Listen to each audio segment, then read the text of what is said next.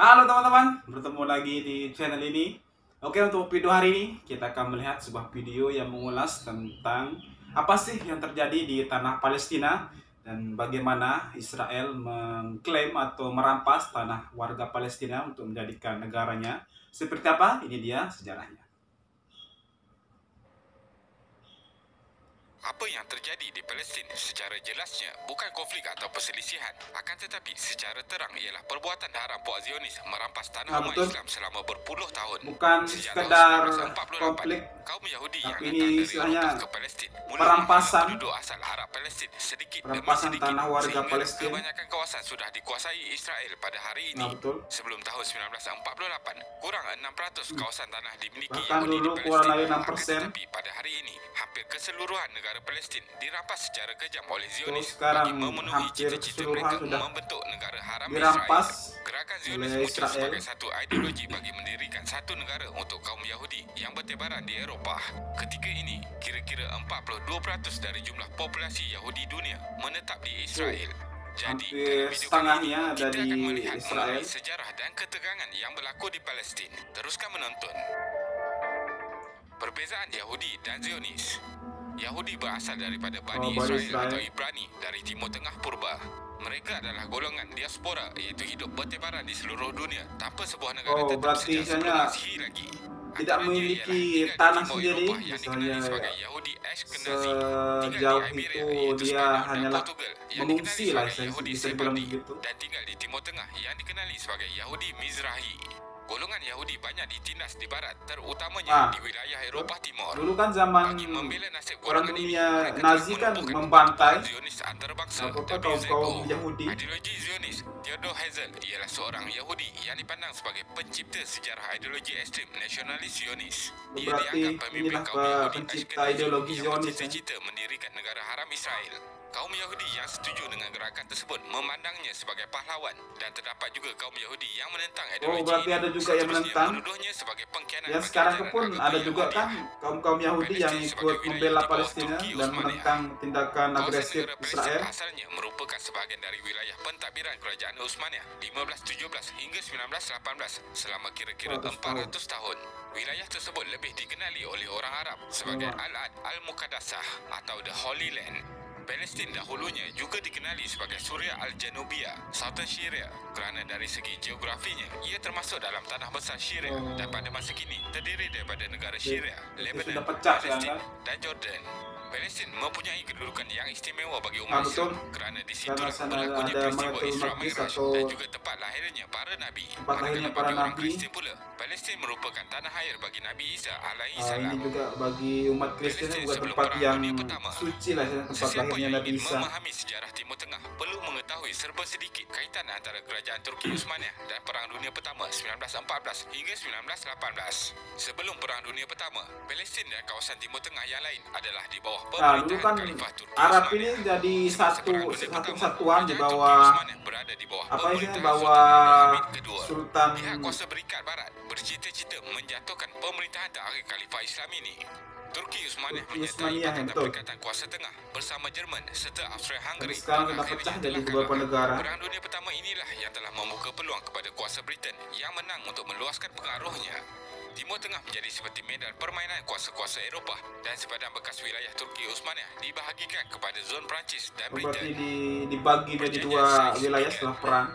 Dengan kekalahan Turki Utsmaniyah dalam Perang Dunia Pertama, bekas wilayahnya di Timur Tengah dibahagikan menurut perjanjian rahsia dibuat antara Britain dan Perancis, iaitu Sykes Picot pada tahun 1916. Wilayahnya dibagi menjadi dua kawasan. Britain pula mendapat Palestin, Jordan dan Iraq. Mandat Palestin diwujudkan oleh British dan Yahudi dari Eropah dibenarkan berhijrah ke Palestin untuk mendirikan penempatan. Tujuan asal Britain ialah memberikan peluang Yahudi menetap di Palestin bersama-sama Arab Palestin dan bukanlah untuk membina negara. Dulu istilahnya dikasihani lah supaya mendapatkan tempat tinggal yang layak. Sekarang malah tidak tahu diri, merampas tanah orang dan dijadikan negaranya sendiri. Urusan kepada Pertubuhan Bangsa-Bangsa Bersatu (PBB). Disebabkan isu melibatkan Yahudi, Amerika pula telah berminat melibatkan diri secara aktif di Timur Tengah. Amerika ini kan sudah dari dulu berarti ikut campur di Timur Tengah ini sampai sekarang pun. Keluarga Rothschild, iaitu penaja terbesar gerakan Zionis, di mana Britain berjanji untuk mewujudkan sebuah negara Yahudi, Jewish National Home di Palestin. Deklarasi Balfour merupakan langkah pertama memudahkan urusan merealisasikan aspirasi Zionis bagi membangunkan sebuah negara Yahudi, iaitu Israel. Sebelum deklarasi tersebut diisytiharkan pada 18 Julai 1917, Lord Rothschild, pemimpin Yahudi di London, menulis surat kepada Arthur James Balfour, setiausaha luar British, bagi menegaskan hasrat Zionis menubuhkan National Home untuk bangsa Yahudi. Itulah tadi, Pada seperti hari yang sama dia tadi juga, itu, draft rasmi orang Zionis mengasihani, tersebar dalam kabinet kemudian British, disuruh yang disuruh antara lain membuat tempat mengenai tinggal lah di pengiktirafan sedikit Palestin sebagai kawasan. National Home kepada bangsa Yahudi, dan juga Kemudian berhubung dengan lama-lama tidak tahu organisasi diri dan Zionis. merampas negara tanah orang, 181 kemudian mendirikan negaranya November memang tidak tahu diri 1947. Yahudi Disebabkan Israel. sering berlaku pertelingkahan antara Zionis Israel dan Arab Palestin, pertubuhan masa-masa bersatu mula campur tangan.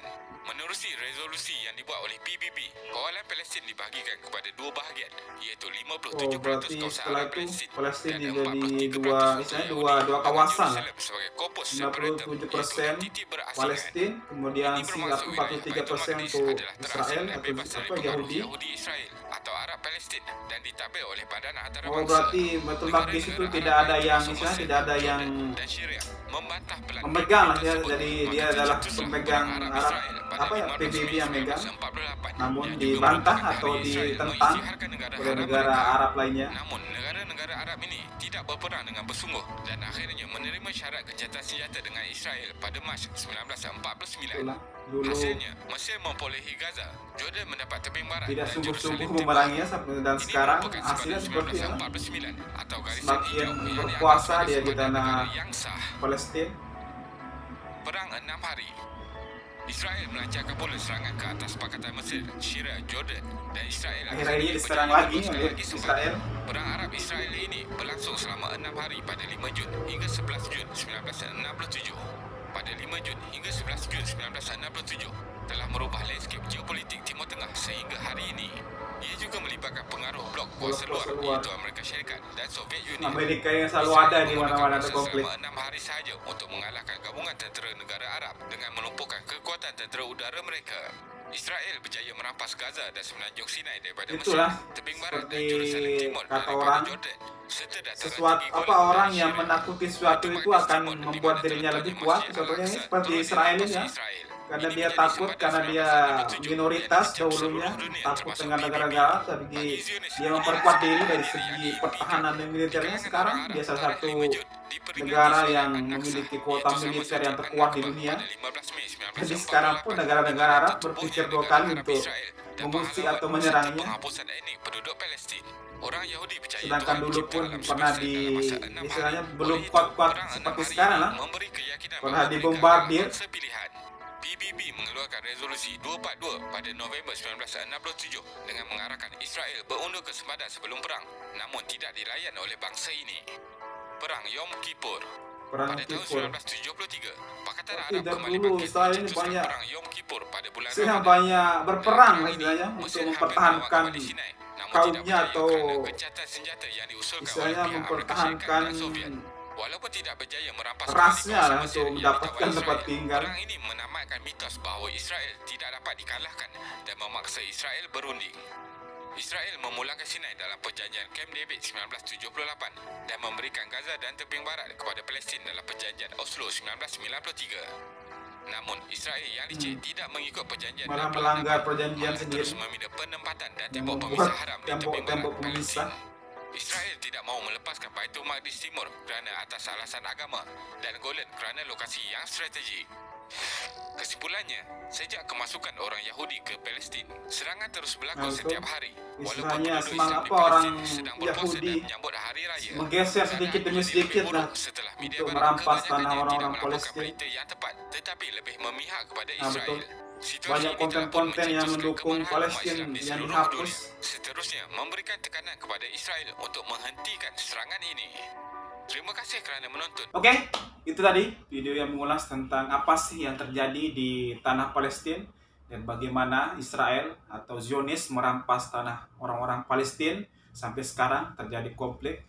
Semoga saudara-saudara kita di Palestina diberikan ketabahan dan kekuatan oleh Yang Maha Kuasa. Oke, sekian dulu untuk video kali ini. Terima kasih sudah menonton. Saya ingatkan bagi teman-teman yang belum subscribe channel ini, silahkan di subscribe. Kemudian jangan lupa untuk di like dan di komen. Sampai jumpa lagi. Bye-bye.